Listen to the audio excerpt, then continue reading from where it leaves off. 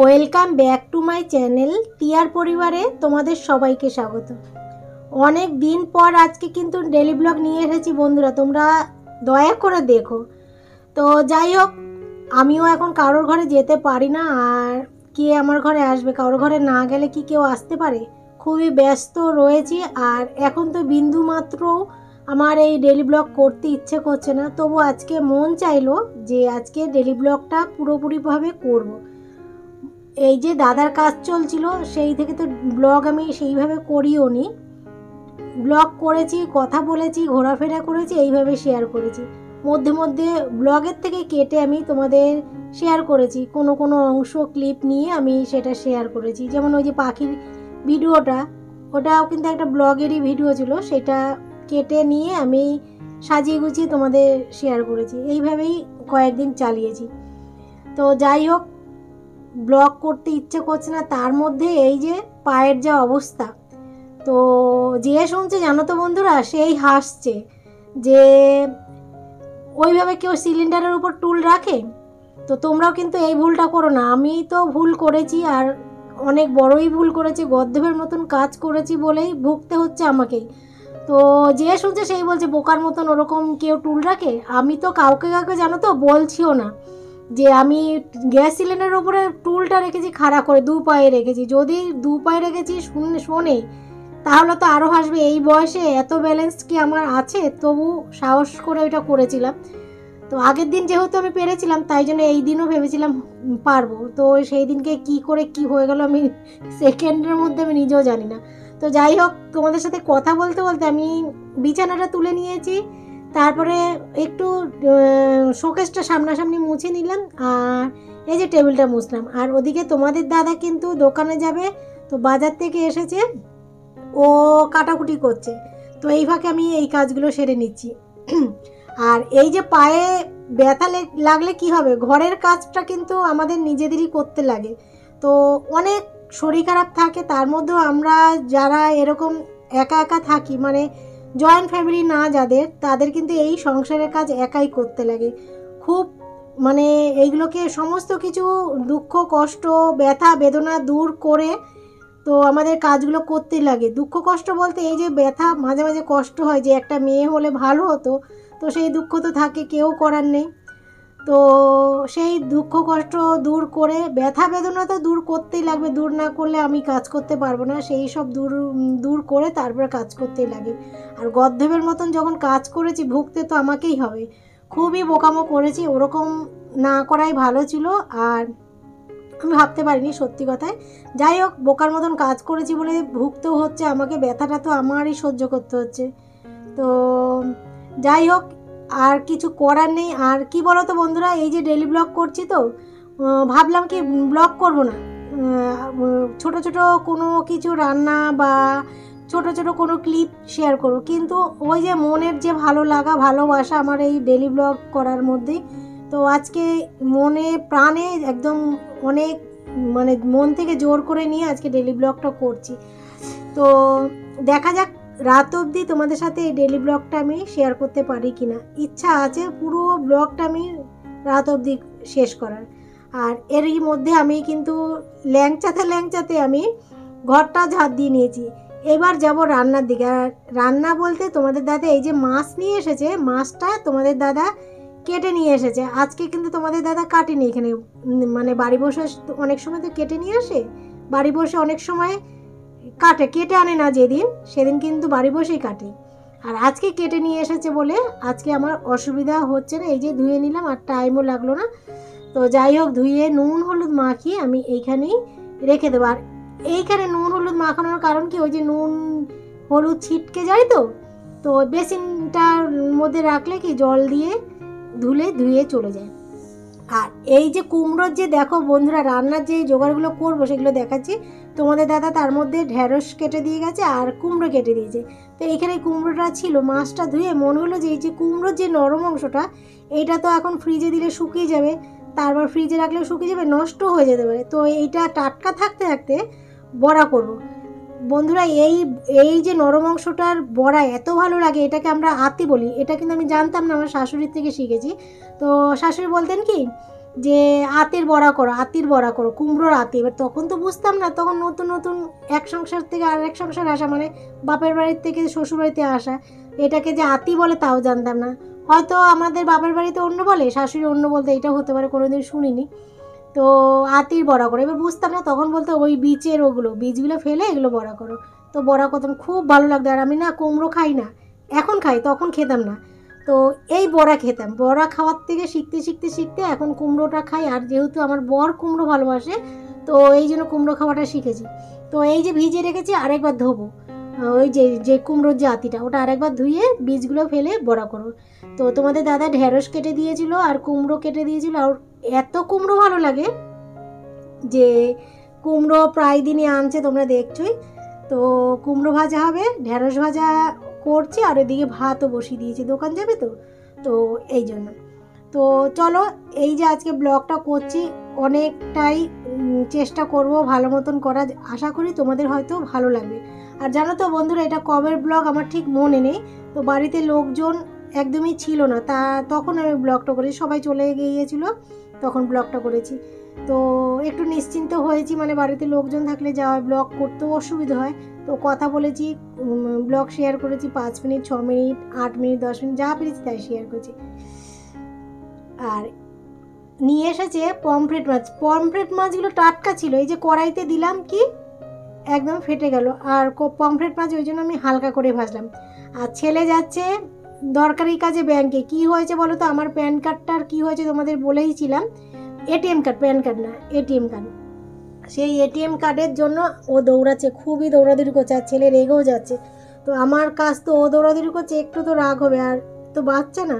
তো যাই হোক, ও ছেলে চলে গেছে, তো বলে গেল যে না হলে আবার নতুন করে অ্যাপ্লিকেশন করুন। ঠিক আছে, নতুন করে অ্যাপ্লিকেশন করতে হবে, কিন্তু তার আগে ওই যে থানায় গিয়ে ডায়েরি করতে হবে। তো যাই হোক বন্ধুরা, এখন চলে এসেছি এই যে কুমড়োর যে আতির বড়া, সেটা করবো। আর আমার রান্না মাছের ঝোল, ঢেঁড়স ভাজা, কুমড়ো ভাজা হয়ে গেছে। আর এটার মধ্যে একটু বেসন দিয়েছি, চাল গুঁড়ো দিয়েছি, আর লঙ্কাগুলো বড় বড় করে দিয়েছি, চাল গুঁড়ো, নুন, হলুদ, মিষ্টি দেয়নি, কুমড়োটা তো মিষ্টি কুমড়ো, এই জন্য মিষ্টি দেয়নি।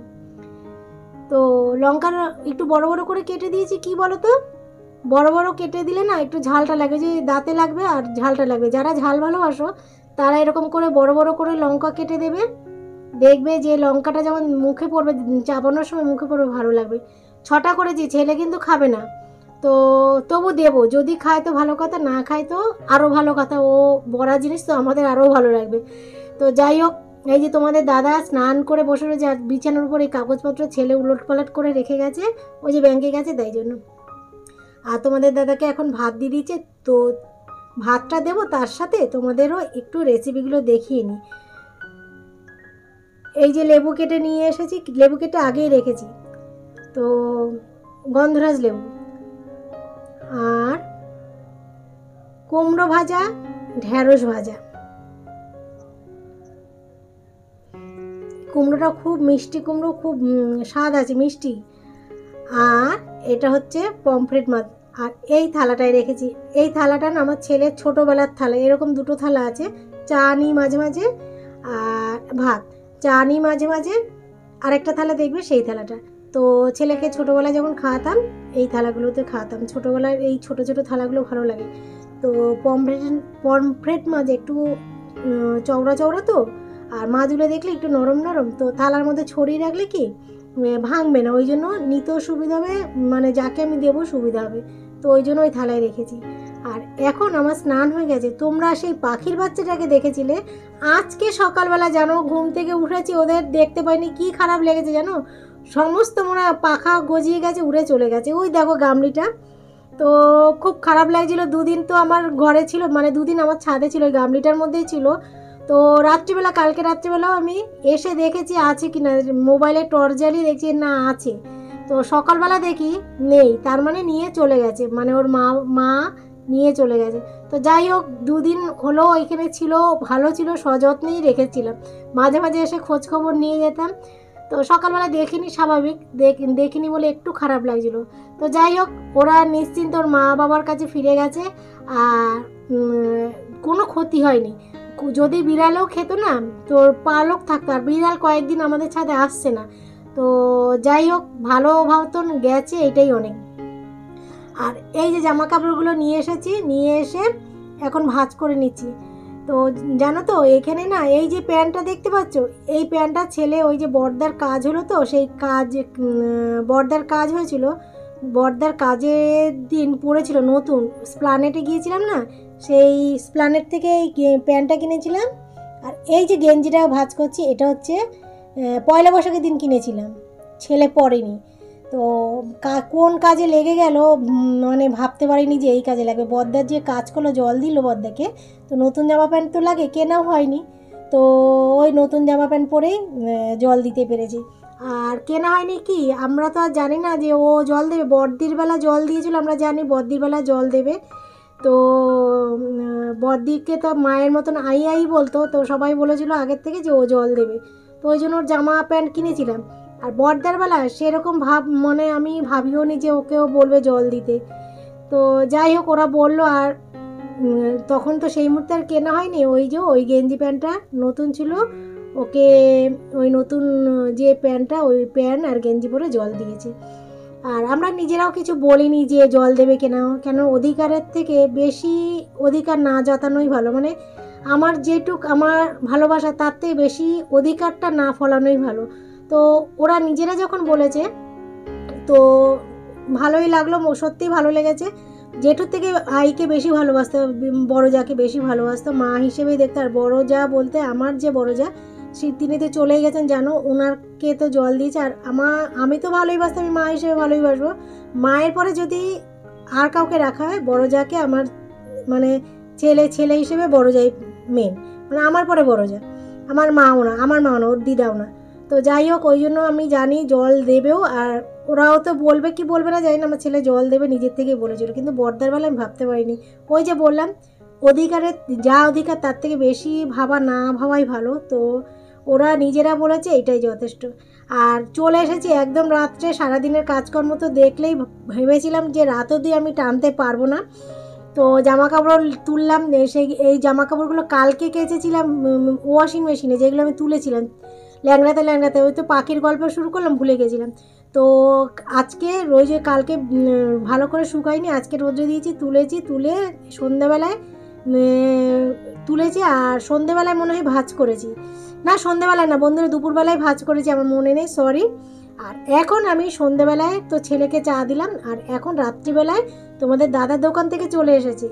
তো তোমাদের দাদা না দোকান যাওয়ার সময় ঢ্যাঁড়স ভাজা খায়নি, তো ওর ঢ্যাঁড়স ভাজা আছে, ও বলেছে আমি ঢ্যাঁড়স সেদ্ধ খাবো না। আর আমাদের তো আর কিছু নেই, আমার আর ছেলের ওই যে মাছের ঝোল আছে, কিন্তু আরেকটা যে কোনো রেসিপি নেই। তো ছেলে আর আমি ঢ্যাঁড়স সেদ্ধ খাবো, তাই 4টে ঢ্যাঁড়স সেদ্ধ এখন দিলাম, নেব। আর এই যে রাত্রে খাবো ভাতের সাথে, শশা ছিল তো শশাটা বের করলাম।